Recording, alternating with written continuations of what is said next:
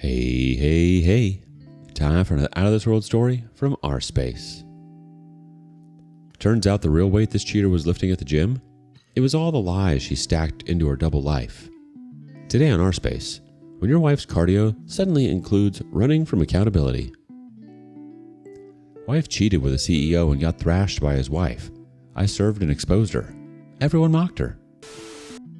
I, 37 male, have been married to Mel, 36 female, for 3 years. Known her for 7. We had a normal life until a few months ago. Mel is a fitness enthusiast. She would spend hours at the gym doing all sorts of exercises. Any workout form, you name it, and she aces it. Yeah, that reflects in her body. She has an amazing figure. I also take care of my health. I'm more of a running and sports person. My morning run and Sunday tennis is non-negotiable. I also play football sometimes. Around 2 months back, I noticed she was gaining weight. It was quite visible in her face and belly. Her figure is so perfect that a slight gain of a few pounds, one can make it out. Honestly, I was worried thinking she was getting any hormonal issues. I asked her if she was doing fine because she wasn't even freaking out. That's not her. She would get upset even with minor bloating, and now she wasn't bothered about gaining weight. She said recently she has been eating a lot of junk at work because her coworker is pregnant and she munches the whole day and passes on the snacks to her. I asked which friend was pregnant. I knew all of them by their names, even met a few at their office events. Said a new girl joined our project a few months ago and they're sitting together. Would any of you buy it? Would a health enthusiast eat junk just because her pregnant coworker is having so? Her reason made me press further.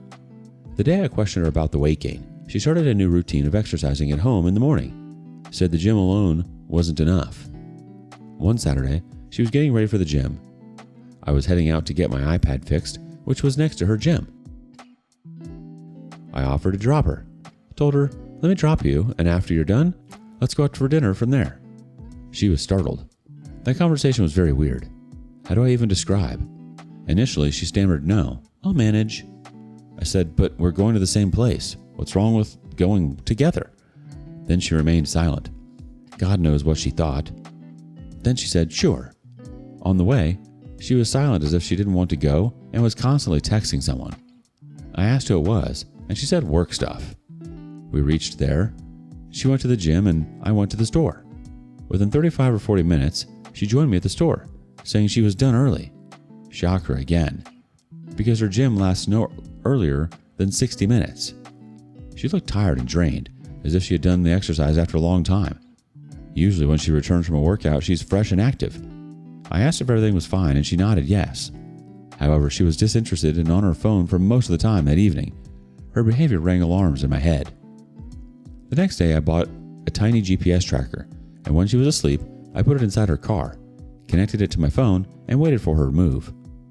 At her usual gym time, she went out all dressed in her gym clothes. I got a notification in the app that the device was moving, and I started tracking it down. However, she drove past the gym. I got anxious. She then pulled up at a street that looked like a residential block on the map. Her GPS gets static there.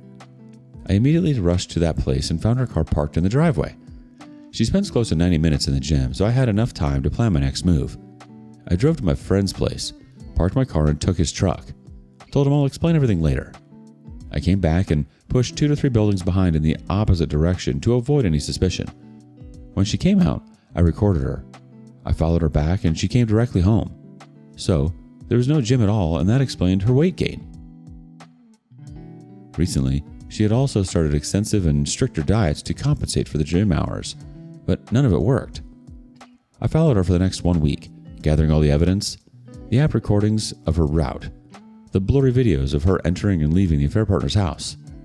I also hired a divorce attorney. Dang, it's so expensive to get their appointments. Their business is flourishing because of these cheating wives. I went to meet with him with all the evidence in hand. He explained to me the laws around divorce. We'd been married for just 3 years, had no major assets. We lived in a rented apartment, and the cars we drove were bought separately.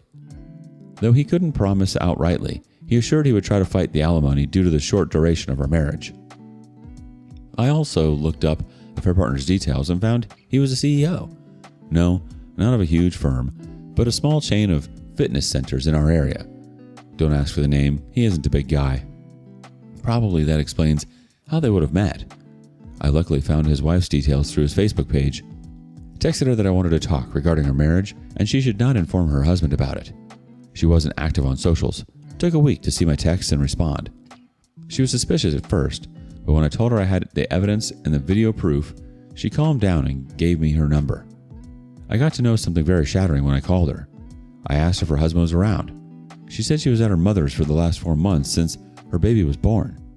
I asked why she had to go to her parents. Was it that bad?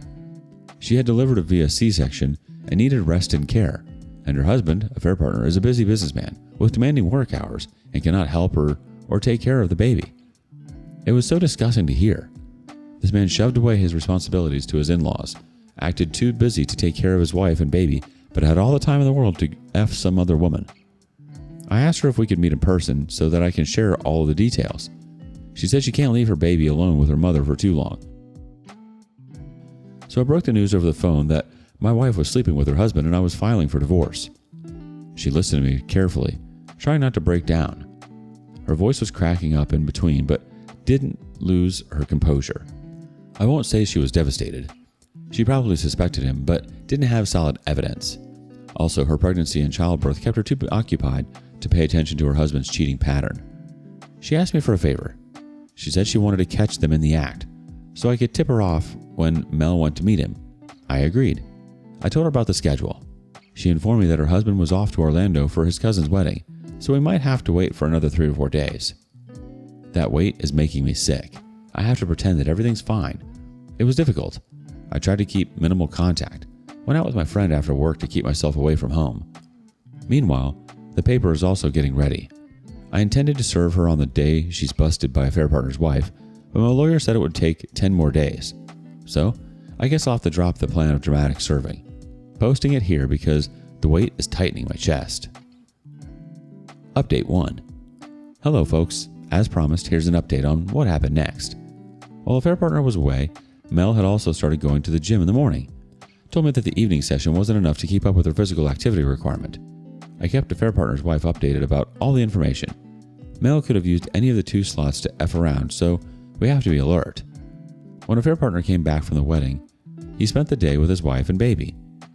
His wife told me that the way he was acting so caring and loving, it was so hard to believe that he was cheating on her. This tells so much about cheater psychology. The next morning he left her place, and we thought they would meet in the morning. Mel left for the gym, and I updated a fair partner's wife.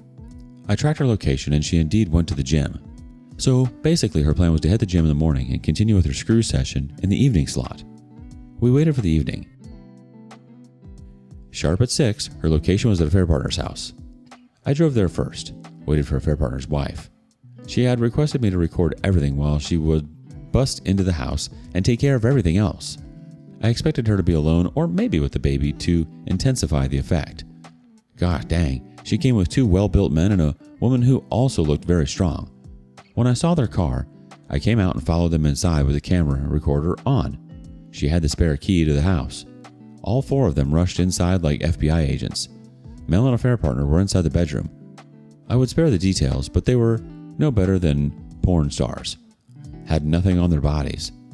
The 2 men pulled him and beat the crap out of the guy, while a fair partner's wife and her friends caught Mel's hair and slapped her. And I was there recording the crap. Now it might sound funny, but at the moment, I felt nothing. That numbness was maybe because of the too many emotions at the same time. Though I knew about her cheating, yet seeing her actually doing it with another man was devastating. There was this anger, disappointment, and all of it together. I was so broken inside that I let a fair partner's wife thrash Mel in front of me. I don't know whether this was the right thing to do or not. I don't care anymore. Mel wasn't even covered properly. Somehow, just managed to wrap herself with a sheet. Maybe that was the reason she got beaten up.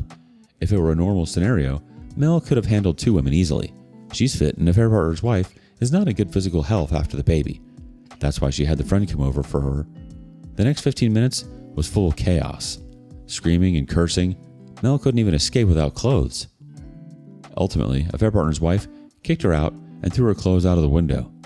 I had collected enough evidence to prove her infidelity, so I just left while the fair partner's wife and her friends still dealt with the fair partner. Mel yelled at me, called me a coward and simp for not stepping up for her. I walked towards my car and drove off without even looking at her. From the rearview mirror, I saw her picking up her clothes from the lawn and putting them on in her car.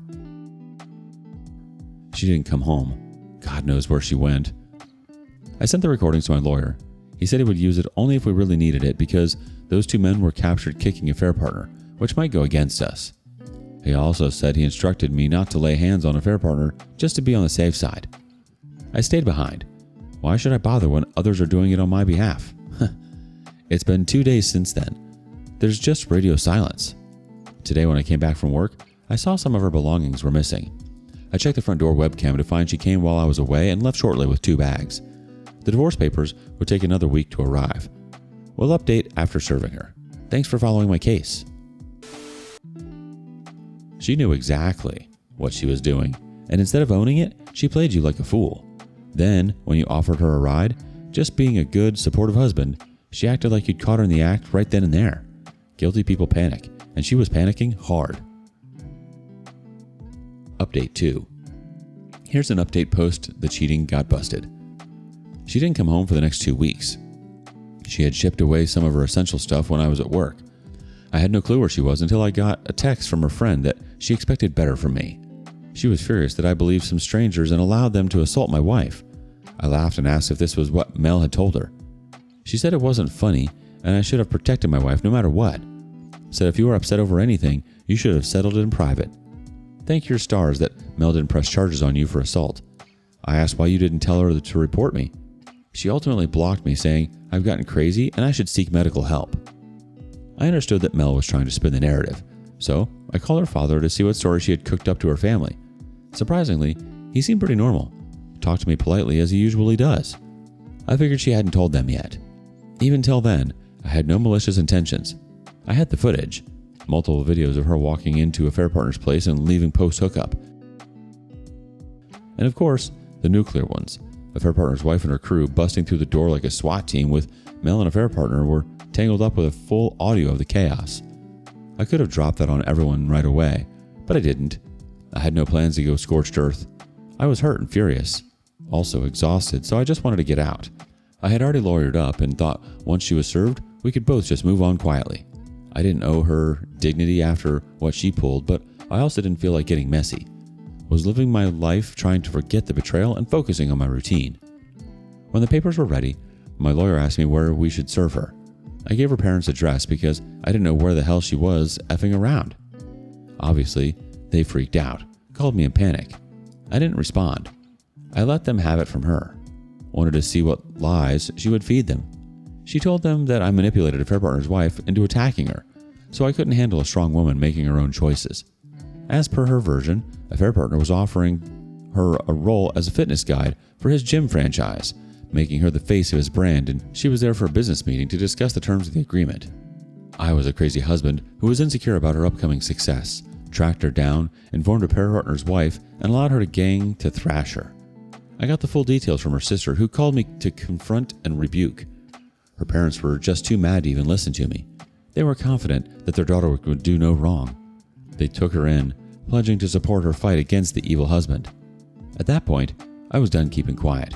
I pulled the trigger, sent the footage, just the tame stuff, to her parents and siblings.